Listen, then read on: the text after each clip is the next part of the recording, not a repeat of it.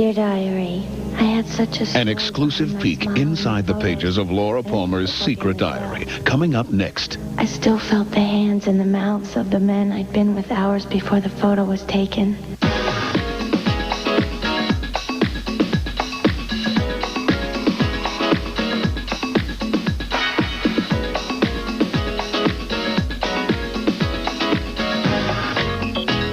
This is stage 33 at Universal Studios in Hollywood, California. Just an empty canvas until directors, technicians, and actors come here and color it with their special creativity.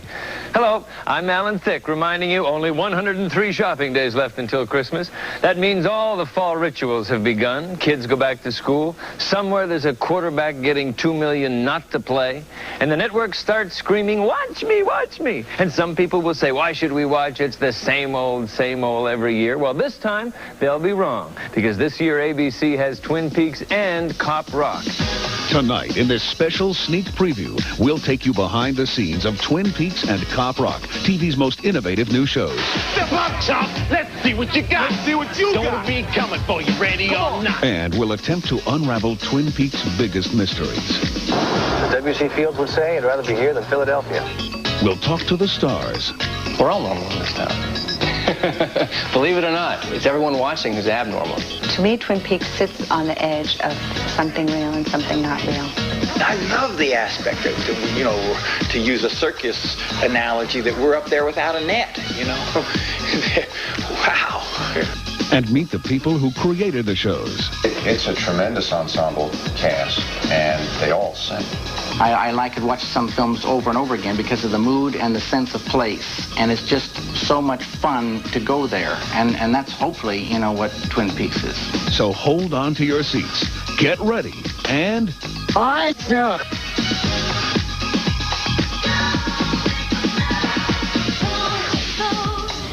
Last season, viewers were left hanging without an answer to the biggest TV mystery in years. Who killed Laura Palmer? Every decade has its TV cult. Now, I was never a Trekkie myself, but I do confess I am a peeker. So I'm waiting for the answer just like you. But there's so much more to Twin Peaks than a riveting murder mystery. There's a whole look and a feel and a texture. So let's grab a cup of joe, some jelly donuts, and take a run up that highway into town. It's in the Pacific Northwest. 5 miles south of the Canadian border, 12 miles west of the state line. And 180 degrees away from anything else on television. To begin with, this isn't small-town America the way it's usually portrayed.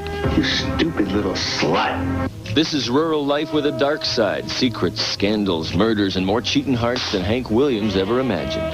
Thought you could teach me. The moment you hit Twin Peaks, you know for sure you're not in Mayberry anymore. Leland's daughter was murdered and the Norwegians left. It needed to be away from the regular world and be a kind of a hair of a dream spot. And it needed a woods that had a wind of a mystery, you know, blowing through it. It was a small town tucked away. And that enabled us to do a place that was filled with secrets and away from the world, which is kind of the way Twin Peaks should feel to people. I like to think the show is some sort of weird funhouse mirror held up to real life in a way that people can recognize and relate to. There's also some feeling that anything can happen. One day, my log will have something to say about this. The best way to get to know Twin Peaks is to follow the map. To the north is Black Lake, where Laura Palmer's body was found. She's dead. Wrapped in plastic. Laura was 17 and a model teenager, or so it seemed. But after she joined the Heavenly Choir, a very different side of her personality came out. So we're all partying. Girls are all getting pretty high. Everybody's pretty crazy. Laura, she's all tied up. She like that. Over here is the sheriff's office. That's where you'll usually find FBI agent Dale Cooper, who's come to town to track down Laura's killer. Cooper somehow manages to be both methodical and quirky at the same time.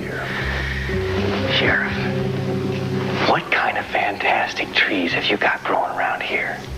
Big, majestic. Douglas firs. Douglas firs. Can someone give me a copy of the coroner's report on the dead girl?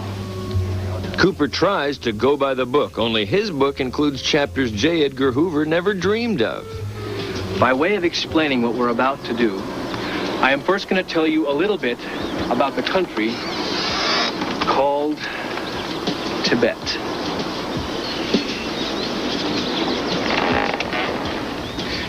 Agent Cooper has a serious affinity for coffee. Mr. Cooper, how do you take it? Black as midnight on a moonless night. Pretty black. And a seemingly insatiable appetite for cherry pie. This must be where pies go when they die. The show looks different than anything else that I've seen on television, first of all, which I think is a big thing. And the people don't behave normally on the show, which is it's a lot of fun to do, and it's fun to watch, too. Assisting Agent Cooper on the case is a small-town sheriff with a big-time name, Harry S. Truman, the town's straightest arrow. I've always thought of Harry as the designated driver. Everybody in Twin Peaks is sort of reeling, drunk and out of control on some kind of excess. You know, everyone is either drunk on greed or drunk on need or drunk on sex or drunk on craving attention, or somehow they're reeling around out of control, and Harry is the designated driver. He's got to stay sober and take care of everybody. There are also two deputies helping out, Hawk and Andy. Andy's in love with the sheriff's secretary, Lucy, who's single-handedly done more for the donut industry than anyone since Winchell. A policeman's dream. Yep. Lucy sets it up for us every night. Sheriff, is everything okay? There's extra jelly donuts for Agent Cooper. This is where Laura's family lives. Her father, Leland, is a prominent attorney, but Laura's death may have snapped his cords.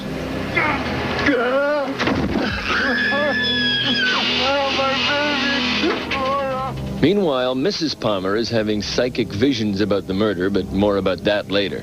Laura's boyfriend was high school drug pusher Bobby Briggs, but she was also having an affair with nice guy biker James Hurley. And now that Bobby knows about it, he's out to get James. But James now loves Donna Hayward, Laura's best friend, and the two of them, joined by Laura's look-alike cousin Madeline, are out to catch the killer. They started by focusing on Laura's psychiatrist, Dr. Jacoby, who could use a little couch time himself. Now, the bad side of town is headquartered across the border at One-Eyed Jack's, a casino and brothel run by Blackie O'Reilly. Laura Palmer may have been a prostitute here. She definitely had links to Jacques Renault, who worked in the casino dealing cards and drugs. Jacques is one of two prime suspects in Laura's murder. The other is his drug-dealing partner, Leo Johnson, a mean-spirited trucker with a penchant for beating his wife, Shelley. It's gonna hurt you. No.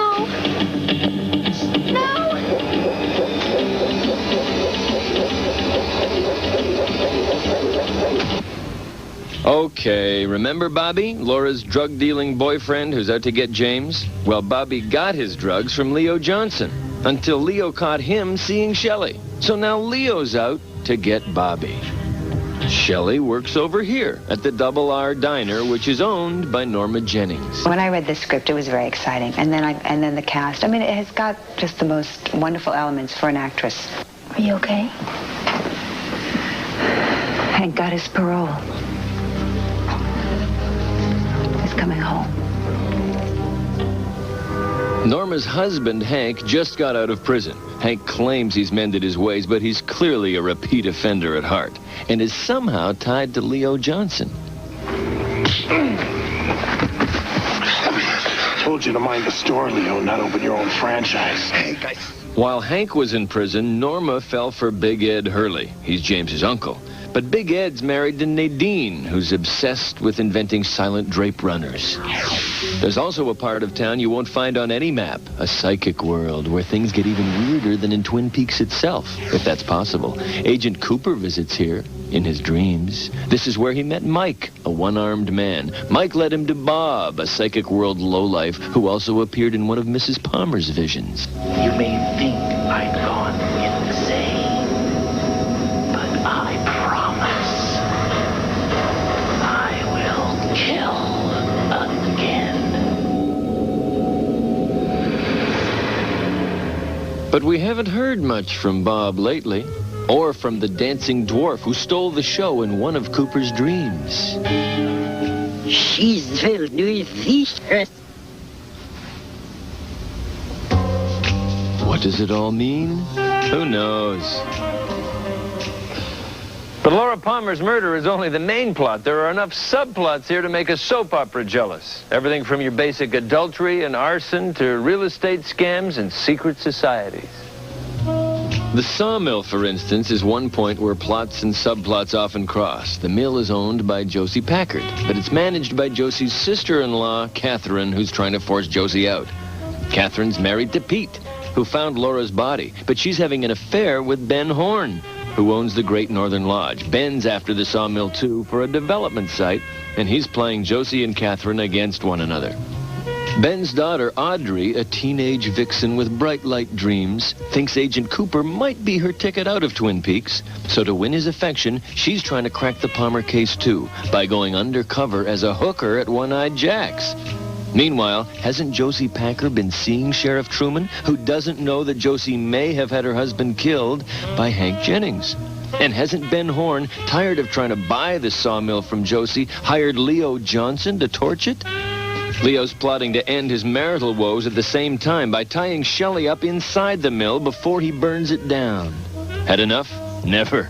With a plot that works on more levels than a coal miner, you have to wonder just how thought out Twin Peaks really is. Not too thought out. Very thought out. I've got it. I've solved one of the big mysteries in Twin Peaks. You know the cause of all that murder and mayhem? Caffeine. Can we offer you gentlemen a cup of joe?